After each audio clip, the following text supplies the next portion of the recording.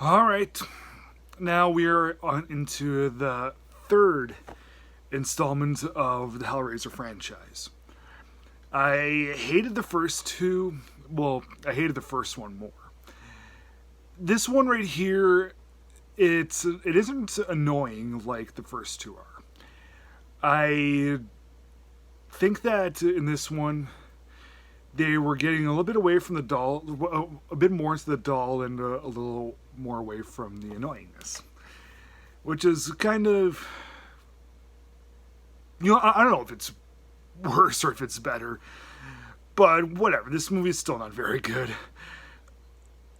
I mean, it's cool seeing the Cenobites, but at the same time, everything else in this movie just is just blah. I did like the lead girl in this. Her name is Joy, and she's a news reporter. And one day she's in the hospital, and some girl's all wrapped up in chains, like how Hellraiser usually is, just chains rip people to shreds. So, yeah, it turns out that Pinhead's been unleashed again, and he tries to destroy that cube in order to stay on Earth and just continue wreaking havoc. But she doesn't want anything. Doesn't want that to happen to Pinhead. She wants to banish him to hell forever. So yeah, 1992 was when this movie came out, and it was the time of the grunge craze, all that alternative rock and roll, which I love. And when I was watching some of the scenes when they're in the nightclubs and you have some of those cool bands playing, I was actually really enjoying it. I mean, in the 80s you didn't have, I mean, in the two things from 87 and 88, didn't really have a whole lot of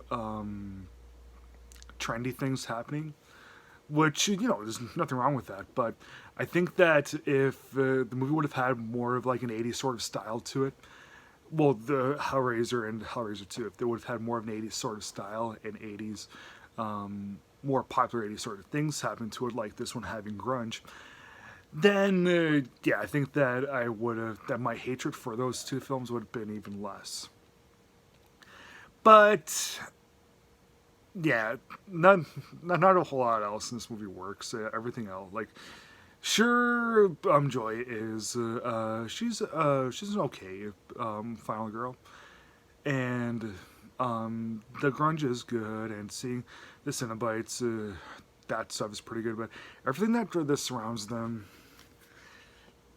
nah. Yeah, this movie right here,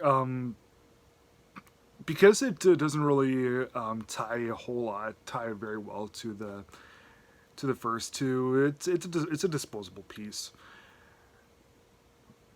but you know, it was like when the Hellraiser one first came out in '87, and Pinhead was so cool.